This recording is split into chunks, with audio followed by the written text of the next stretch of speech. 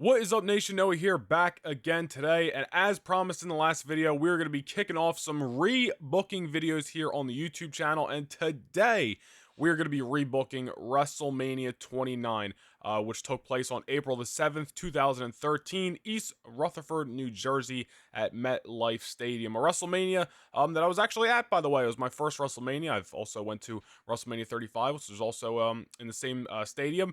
But WrestleMania 29, man, this is probably one of the most rebooked WrestleManias out there in the community, and understandably so. I look back at this WrestleMania fondly because it was my first WrestleMania. So we obviously did have some good stuff on the show as well. Cena versus Rock, even though it wasn't a match that people wanted to see twice, the match itself, in my opinion, was good. We also obviously had the match of the night with Undertaker and CM Punk, but outside of those things, it was kind of just a there Mania. There really isn't too much, to really, remember it as a legendary Mania, if you will. We still have some good stuff on there. As the Shield's first WrestleMania, it was Big E's first match on the main roster, and there was some good stuff on the show, but ultimately it just feels like it feels like the middle child between WrestleMania 28 and WrestleMania 30, because WrestleMania 28, a legendary Mania because of the end of the era Hell in a Cell match, because of Rock vs. Cena 1, and then WrestleMania 30, one of the best WrestleManias in the last, 15 years. One of the best WrestleManias of all time. Let's just put it that way. WrestleMania 30, a legendary show as well. But 29, man, like I said, it's just kind of that in-between Mania that really doesn't get looked back on too fondly. And a lot of that had to do with a lot of the rematches on the show. Triple H versus Lesnar.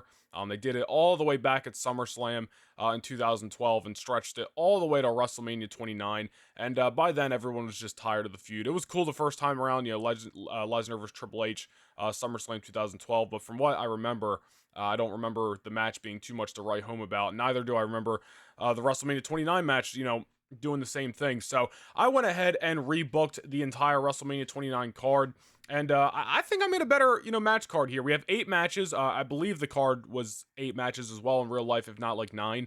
Or it might have been, supposed to be 9, but obviously that 8-person tag got cut. And I didn't bother, booking that on the show because, what's the point? I kept it at 8 matches, championship matches, big time matches, matches that, I think would have made for a more overall appealing WrestleMania 29 back in 2013 based off of, what was going on at the time. So we're going to start from the top, work our way down, and rebook this card. So opening up WrestleMania 29. And again, this is my rebooking, what I think would be a better, version of what we have in real life. And if you liked what we had in real life, no problem there. Like I said earlier, I look back at WrestleMania 29, in a more positive light because I was there as my first WrestleMania. But at the end of the day, I can, definitely give it some criticism. So if you don't like the card, tough shit. I don't know what to tell you, but feel free to leave your rebooking cards WrestleMania 29 in the comments section. But anyway, April 7th, 2013, MetLife Stadium. Let's start from the top with WrestleMania 29. Opening the show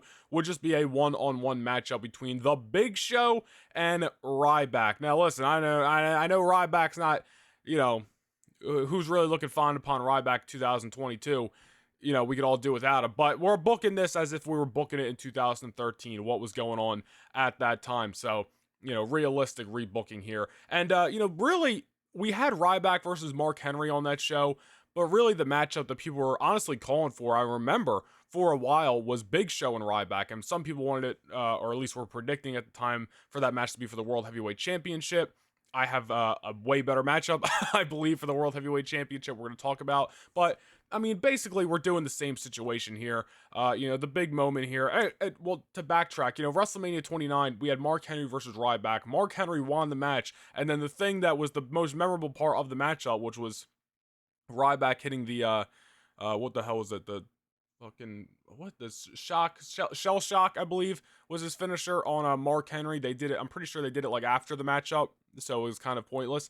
But I would definitely just rebook that whole situation. I would have Big Show and Mark Henry spot Ryback, hit the shell shock on the Big Show, and Ryback get the win at WrestleMania, especially because he was about to go into a WWE Championship feud in real life after WrestleMania. Now, would I have the same thing? I don't know. I didn't book past WrestleMania for the most part. I do have some ideas in my head on what they could do with the World Heavyweight Championship post WrestleMania, but that's really not what we're here to talk about anyway. But Ryback versus Big Show, I think overall is a better matchup than Mark Henry and Ryback. And Mark Henry, no disrespect to him, this is 2013, just about 2 years, less than 2 years after he did some of the best work of his WWE career. But at the end of the day, Big Show was hotter at the time. He was fresh off being World Heavyweight Champion. Big Show versus Ryback was more the way to go for Mania 29, if you ask me. Moving on, we're going to go into the Shield 6-man tag team matchup. Of course, it was the Shield's WrestleMania debut. And I'll basically do, well, I don't want to say the same thing here, but the team that they faced in real life was Randy Orton, Sheamus, and Big Show. I would change that to Randy Orton, Daniel Bryan, and Kane, who were the WWE Tag Team Champions at the time. And if I'm not mistaken, I believe this trio was the trio that defeated the Shield for the first time, and it was on like a random episode of SmackDown. Don't really know why they did that, but point is, I'm pretty sure they were the ones who beat the Shield for the first time. I wouldn't have them beat the Shield here. I think it was huge that Ambrose, Reigns, and Rollins won the 6-man tag match in their first WrestleMania and just kept, beating everybody those first couple months of their WWE career. It was huge for them. It was very, very beneficial to, their ultimate success in the Shield and after the Shield. So I would still have the Shield win this 6-man tag team matchup, but I think the opposers on the other side are more of a, more exciting team. Even though from what I remember, that 6-man tag that opened Mania with the Shield versus Orton, Sheamus, and Big Show, I remember, being pretty good. And, a lot of that having to do with, the Shield just going all out there and leaving it all on the line. But, Bryan, Kane, Orton, I think this is a more appealing trio. Feels more, big time for WrestleMania. And obviously, I wouldn't have the WWE Tag Team Championships on the line on this show because Bryan and Kane are holding the gold. But, it's fine. And if anything, this 6-man tag can lead to what then did happen at Extreme Rules a month later, which was the Shield defeating Bryan and Orton for the tag team championship, or excuse me, defeating Bryan and Kane for the tag team championship. So a nice little setup there. So that's what I would do in match number 2. I think a better overall 6-man tag team matchup, in my personal opinion. And moving on to match number 3 on our WrestleMania 29 rebooking, the United States Championship, which was not on the line at WrestleMania 29, not even on the pre-show, and I didn't book a pre-show match because it was pointless. The pre-show match in real life was Wade Barrett and The Miz for the Intercontinental Championship. We're going to talk about the Intercontinental Championship in moments, but the United States Championship was held at the time by Antonio Cesaro, and I would honestly kind of just rebook what they had with Jack Swagger and Alberto Del Rio. Honestly, the feud itself wasn't bad, but the fact that it was the World Heavyweight Championship match at WrestleMania, it just, I think that kind of left a overall, just, what's the word I'm looking for, just unappealing factor to the Del Rio Swagger match when most people, including myself, wanted Dolph Ziggler involved in the World Championship match, or just felt like there was more better options out there when you got a roster with Orton, Bryan, Jericho, even Ryback, who was hot at the time, Big Show, who was just off the World Champion. Del Rio and Swagger just didn't feel very WrestleMania World Championship match worthy. So what I would do is, like I said, just kind of rebook that story with Jack Swagger and Del Rio, but I would do it with Antonio Cesaro and Del Rio. I would bring Zeb Coulter in, put him with Antonio Cesaro, and kind of have that whole same stick going on versus Alberto Del Rio for the United States Championship. And Del Rio can win the title at Mania. I know, same thing. Del Rio, not, the hottest guy in 2022, but at the end of the day, we're booking this like it's 2013. So that's what I would do. Antonio Cesaro versus Alberto Del Rio. Just rework that feud, but this time for the United States Championship. And sorry, Jack Swagger, we're going to put Antonio Cesaro in your spot. I think that's a more appealing matchup, more appealing for the fact that it's for the United States Championship instead of the World Championship. That's what I would do for the U.S. title.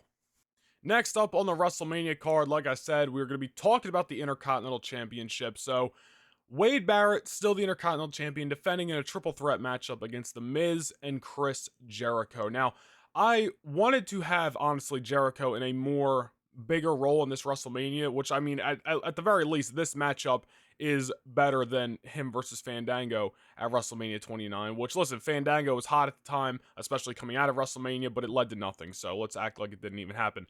This, I think, is a step up from that. Jericho can be chasing another Intercontinental Championship, which is fine. Triple threat matchup. I feel like this is one of those same thing matches that people were, rumoring to possibly happen when, a lot of us out there in the community, almost 10 years ago, were trying to, put together the WrestleMania mid-card. I have vivid memories of it. But the big reason I decided I really don't mind putting Jericho in this spot, and it kind of has to do with the World Championship match we're going to talk about next, is I was honestly have Chris Jericho walk out of WrestleMania 29 the Intercontinental Champion, and kind of lead into a big summer program with the person who I would have, leaving WrestleMania, or I should say, post WrestleMania, which we'll talk about, World Heavyweight Champion. So we'll talk about that in a second. But Intercontinental Championship match, like I said, Barrett and The Miz, they were the IC title match on the pre-show of WrestleMania in 2013. So I'll just bump the Intercontinental title to the main card, add Chris Jericho, make it a bigger matchup, and put the Intercontinental title on the line. Have Chris Jericho walk away of MetLife Stadium, still, or not still, I can't talk, new Intercontinental Champion. So let's talk about that World Heavyweight Championship matchup. Match number 5 on our rebooking card here for the World Heavyweight Championship. Dolph Ziggler defending against The Undertaker. So, Dolph Ziggler was carrying the Money in the Bank briefcase. Of course, it was the Raw after WrestleMania 29 where he cashed it in, had a very uneventful championship reign to no fault of his own. But I would actually have Dolph Ziggler cash in a few months prior.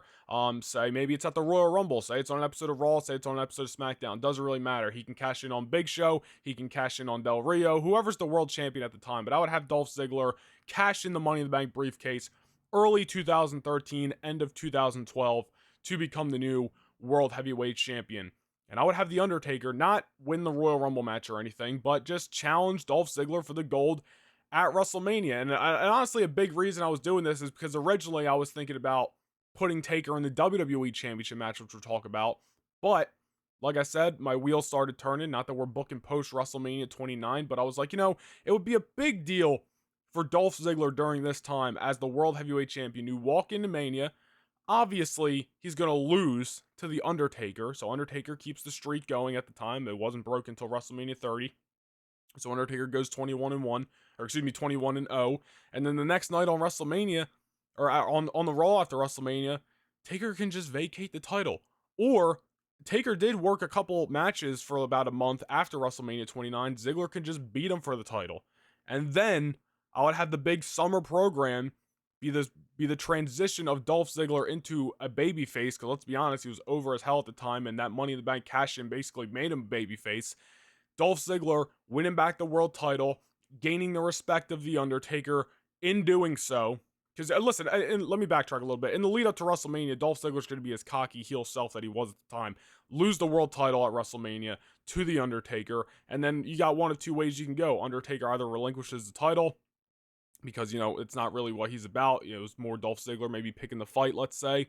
And Taker just, took him up on the offer. However you want to write it. We're not going super in detail with that, but, then they could do a tournament or a battle royal, whatever you want, to crown the new World Heavyweight Champion. Or again, they can run this match back at Extreme Rules or something, and Ziggler can win the World Heavyweight Championship again, become a 2-time champion. At that point, no matter what we would do, Ziggler gains the respect of The Undertaker, is world champion yet again, and we're leading into a babyface run for Dolph Ziggler. And then the big summer program for the World Heavyweight Championship leading into SummerSlam that year, SummerSlam 2013, would be Dolph Ziggler defending the World Championship as a babyface against the heel Chris Jericho defending the Intercontinental Championship belt for belt.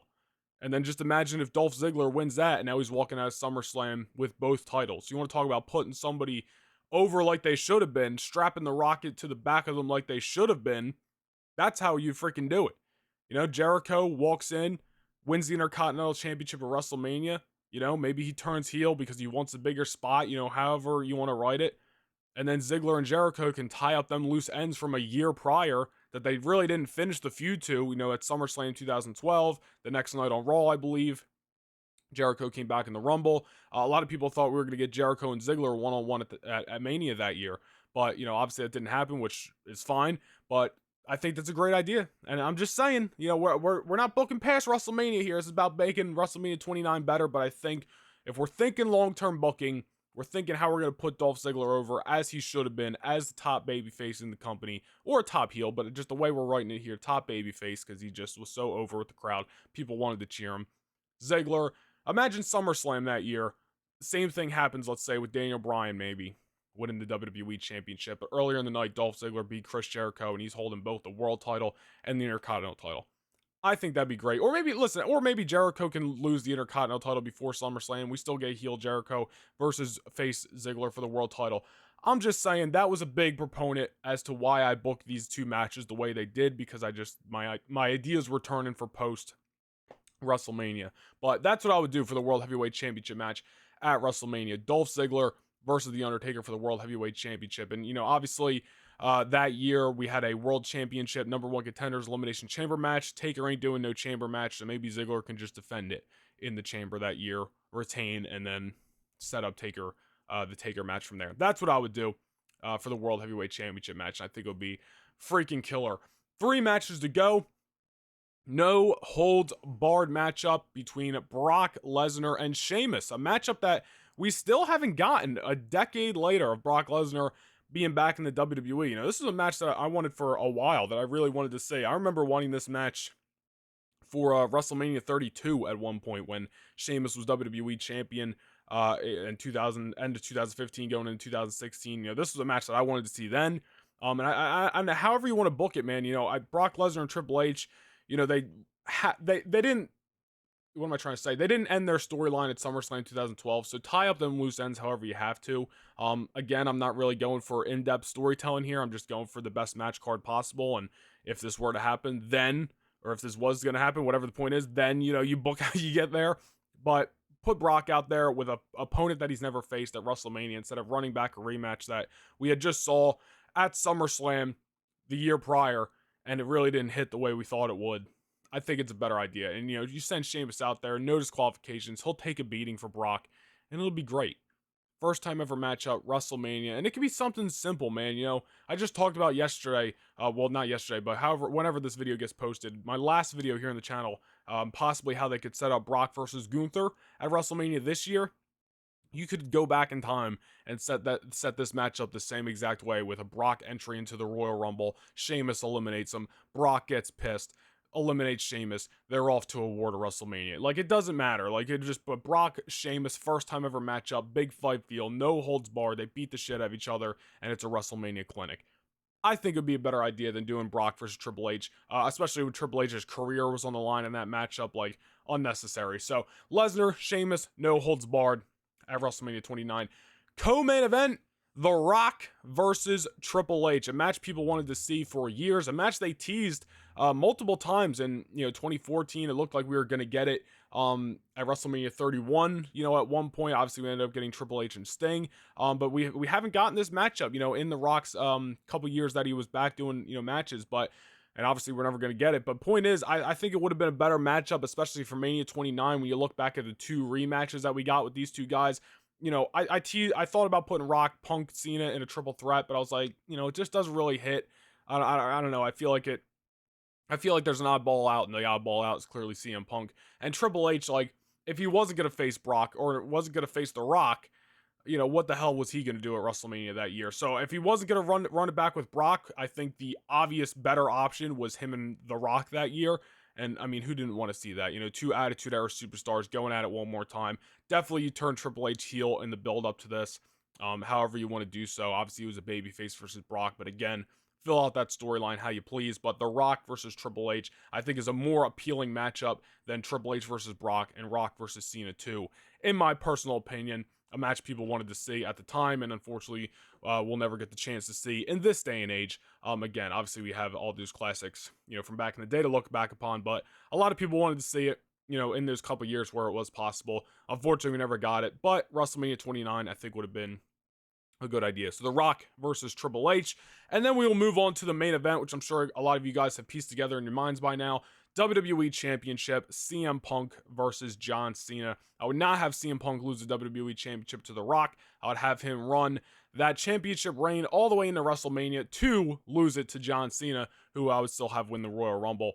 And I just feel like this was the year to put Punk in the main event, man. I know it's a big proponent, and we're not going to get into all the CM Punk drama, now and over the years, but that was a big proponent of why Punk, walked, was he never got that WrestleMania main event. And let's be real, he should have. And, 28 was understandable why he wasn't in the main event, because it was Rock and Cena won. Nothing was going to top that. But WrestleMania 29, Punk holding the WWE Championship from Survivor Series 2011 up until April. WrestleMania 29, 2013, I think would have been huge. And then going in there with, arguably, maybe not, Punk's best WWE rival in his career being John Cena.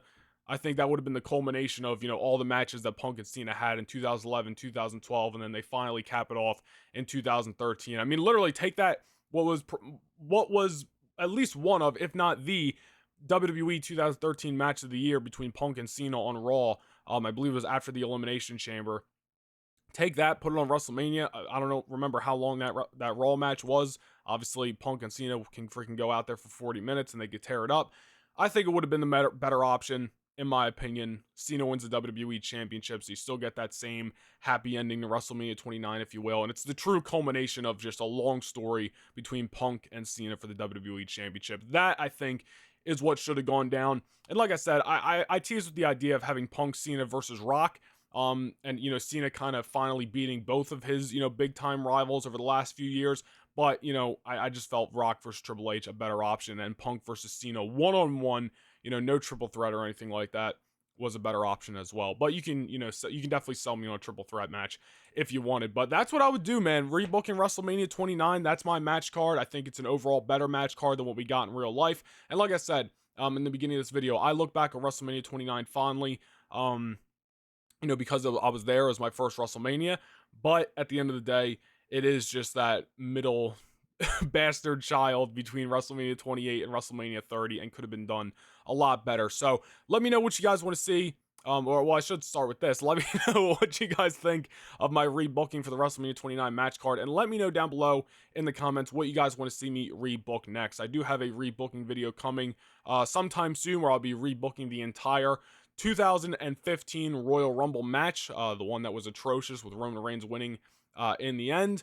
So we'll be doing that soon. I do have a couple other ideas. I might honestly rebook the other WrestleMania that I was at, which was WrestleMania 35. Another Mania that I think overall, looking back on the card, could have been a lot better and a lot less fluff, if you will. So we might do that soon. I don't have that video written out at all, but I do have the Royal Rumble one pretty much all written out, ready to go. So we'll be working on that one soon. But let me know down below in the comments what you guys want to see me go back and rebook. Any matches, any shows.